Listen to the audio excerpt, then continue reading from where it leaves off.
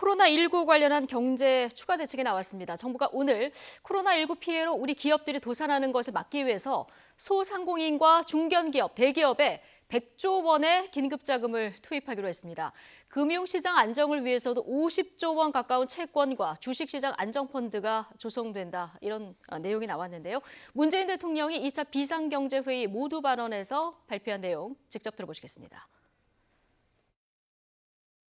2차 비상경제회의를 시작합니다. 세계 경제가 위기입니다. 끝이 언제인지 가늠하기가 어렵습니다.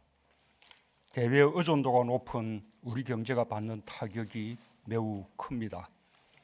특히 생산과 투자의 주체로서 우리 경제의 근간인 기업이 큰 위기에 직면해 있습니다.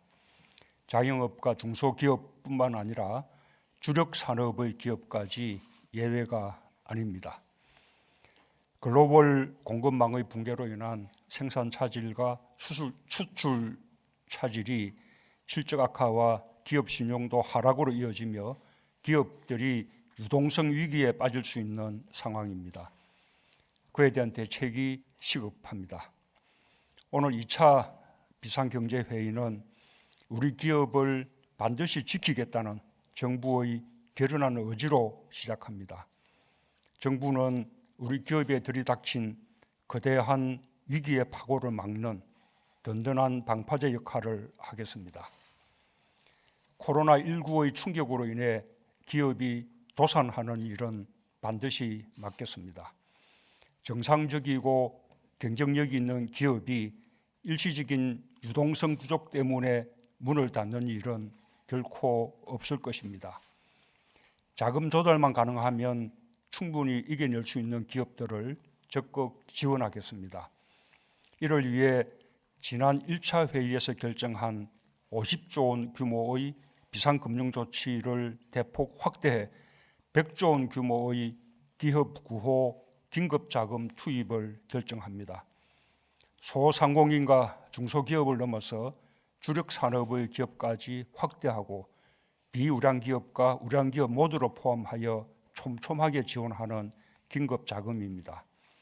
우리 기업을 지켜내기 위한 특단의 선제 조치인과 동시에 기업을 살려 국민들의 일자리를 지키는 일이기도 합니다.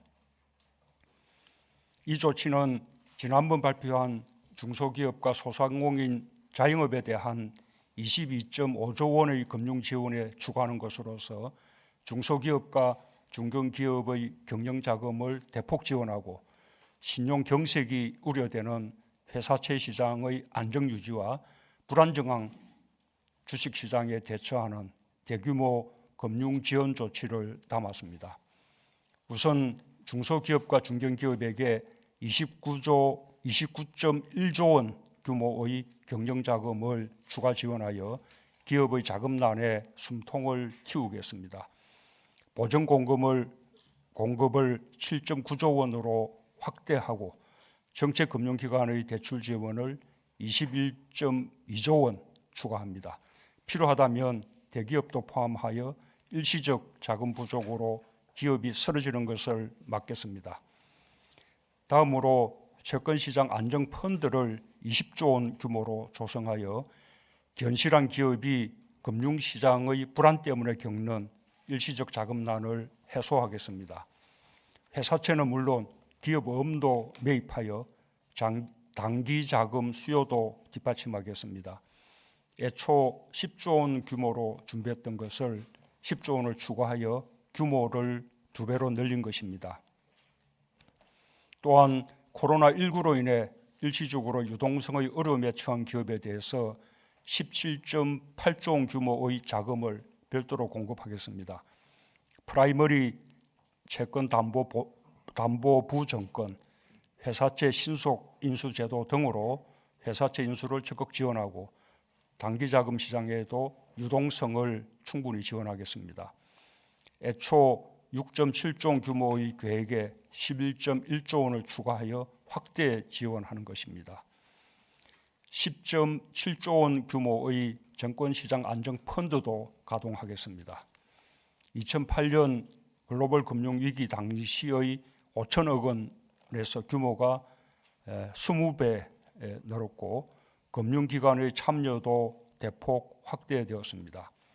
개별 종목이 아니라 지수에 투자함으로써 투자자 보호와 정시 안전판의 역할을 하게 될 것입니다.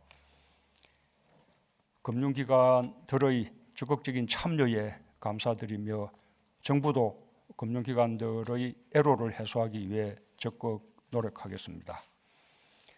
오늘 회의에서 별도의 고용지원 대책도 논의합니다. 기업이 어려우면 고용 부분이 급속도로 나빠질 수 있습니다.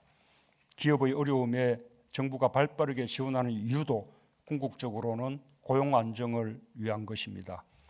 최근 어려움을 겪는 기업들로부터 고용유지지원금 신청이 폭발적으로 증가하고 있습니다.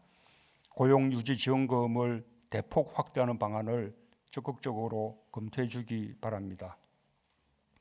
또한 4대 보험료와 전기료 등 공과금의 유예 또는 면제에 대해서도 신속한 조치가 필요합니다.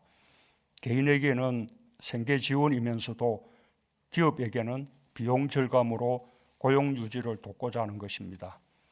어려운 기업들과 국민들께 힘이 될 수 있도록 오늘 회의에서 신속히 매듭을 짓고 4월부터 바로 시행될 수 있도록 해주기 바랍니다.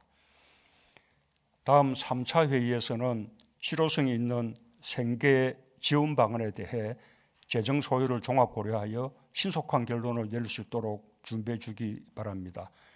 코로나19 사태의 가장 큰 피해자는 국민입니다. 국민의 삶을 지키겠다는 정부의 의지를 신속하고 분명하게 보여주기 바랍니다. 이상입니다.